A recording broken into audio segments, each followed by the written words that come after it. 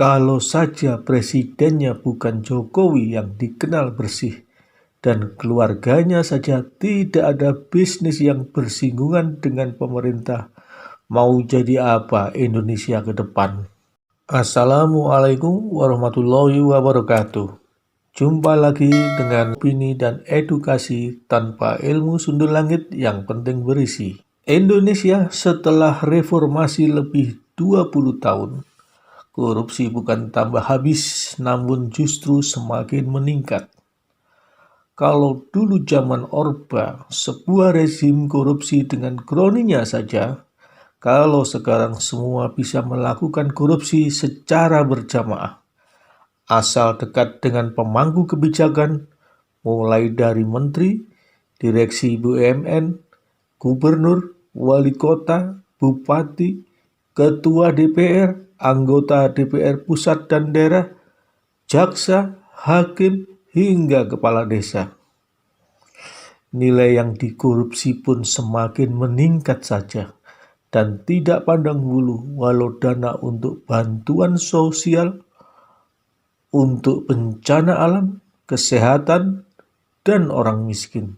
Kalau saja presidennya bukan Jokowi yang dikenal bersih dan keluarganya saja tidak ada bisnis yang bersinggungan dengan pemerintah, mau jadi apa Indonesia ke depan? Kehadiran KPK yang super body dalam memberantas korupsi hingga saat ini belum mampu membuat efek jera kepada koruptor, dan berita OTT semakin gila saja jumlah dan nilainya. Coba Anda bayangkan, apabila KPK tidak mampu menangkap OTT setiap pemangku kebijakan yang memberi peluang korup bagi rekan dan koleganya untuk korupsi dan memperkaya diri sendiri, tentu saja akan tercipta nilai yang cukup fantastis, dan tentunya uang korupsi tersebut harusnya bisa lebih bermanfaat untuk membangun ketertinggalan Indonesia menjadi negara yang adil dan makmur bagi seluruh rakyat Indonesia.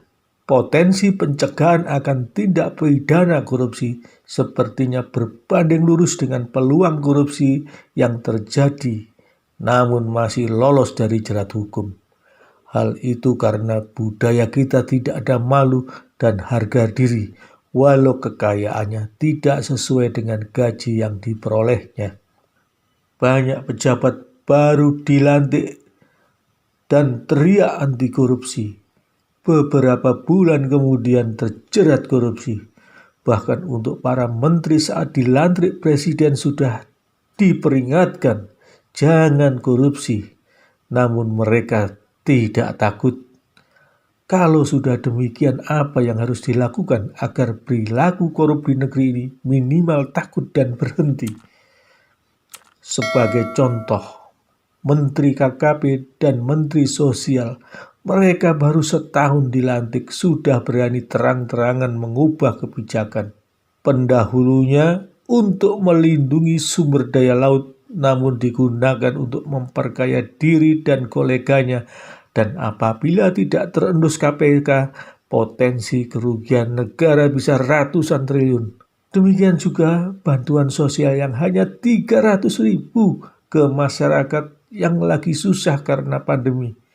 Di tingkat menteri saja dipotong 10.000. Lalu berapa lagi harus terpotong nilainya sampai ke masyarakat? Kalau diasumsikan bisa 10% bantuan tersebut terpotong karena mata rantai korupsi, maka masyarakat terdampak hanya mendapatkan 270.000, dan Anda bisa bayangkan kalau nilai bantuan sosial sembako dianggarkan 5,9 triliun, berapa besar yang didapat menteri dan yang terkait. Sungguh di luar hati nurani bagi mereka yang memperkaya diri di atas penderitaan orang lain. Sebagai masyarakat, saya menghimbau kepada Bapak Presiden Jokowi, mengingat penjara bukan hal yang lagi menakutkan, dan lingkungan sosial juga tidak berperan dalam memberantas korupsi, Maka untuk menutup prestasi Bapak Presiden yang telah banyak melakukan perubahan besar di negeri ini, walau dalam situasi global yang sulit karena perang dagang Amerika dan Cina serta pandemi COVID-19, mohon menginisiasi undang-undang kepada DPR tentang hukuman mati atau penjara di tengah laut yang tidak ada penduduknya bagi mereka yang melakukan korupsi dengan nilai tertentu. Kalau Presiden Jokowi berani melakukan hak inisiasi tersebut dan disetujui DPR, saya dan masyarakat akan yakin bahwa Jokowi adalah satrio piningit yang memang sudah terbukti nyata. Sekian, dan jangan lupa bagi Anda yang ingin berpartisipasi aktif dan bukan cuma menonton serta diam saja, tulis kolom komentar. Wassalamualaikum warahmatullahi wabarakatuh.